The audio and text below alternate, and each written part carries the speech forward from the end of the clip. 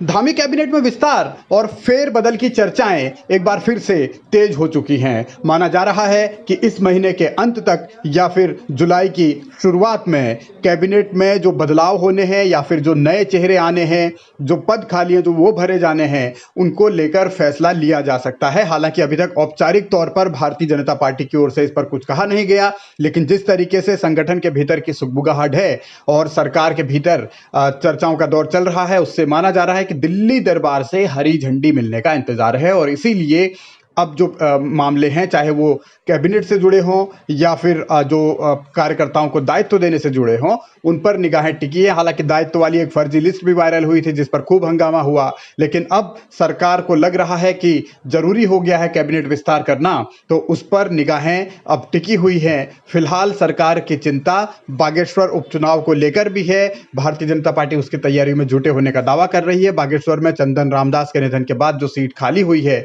वहां उपचुनाव होना है। सरकार कह रही है कि हम तैयार हैं। बागेश्वर उपचुनाव को लेकर कुछ मंथन हुआ है अभी तक? कब तक चुनाव की? नहीं, देखिए, वो चुनाव आयोग जब भी चुनाव की तिथि घोषित करेगा तो हम तैयार हैं चुनाव में जाने के लिए। अब सवाल इस बात को लेकर भी है कि ये कैबिनेट का जो विस्तार है वो बागेश्वर उपचुनाव से पहले होगा या फिर बाद में होगा। सरकार किस तरीके की रणनीति के साथ आगे बढ़ती है। भारतीय जनता पार्टी क्योंकि कर्नाटक और हिमाचल में चुनाव हारने के बाद जिस तरीके से रणनीति बदल रही है और हर राज्यों में ये कहा जा रहा है कि तेजी से काम भी कीजिए, काम दिखाइए भी, और क्योंकि 2024 बहुत ज़्यादा दूर है नहीं, इसलिए तमाम जो तैयारियां हैं उनको तेज किया जा रहा है। अलग अलग स्तर पर अलग अलग मुद्दों को साधने की कोशिश भारतीय जनता पार्टी की सरकारें कर रही हैं।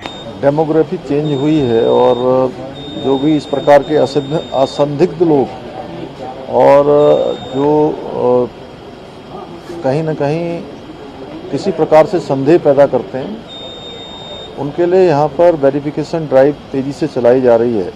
एक बार चलाई गई थी, फिर से दोबारा चलाई जा रही है और सारे वेरिफिकेशन किए जा रहे हैं।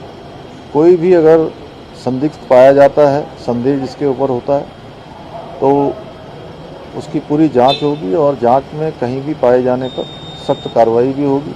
इसी प्रकार से जो लव जिहाद के जो मामले आए हैं उस पर भी हमने सख्ती से जो है उसकी जांच, सख्ती से उस पर कार्रवाई इसके लिए पहले ही कहा है।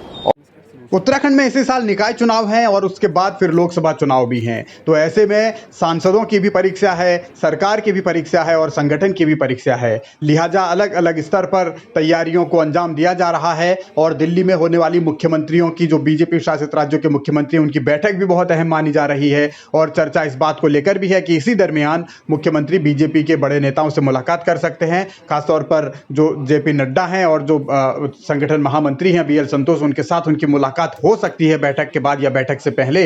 और उसके बाद ही उत्तराखंड में जो कैबिनेट विस्तार या कैबिनेट फेरबदल को लेकर जो चर्चा है उन पर मुहर लगेगी। कौन चेहरा रहेगा, कौन चेहरा जाएगा और किन नए चेहरों को मौका मिलेगा।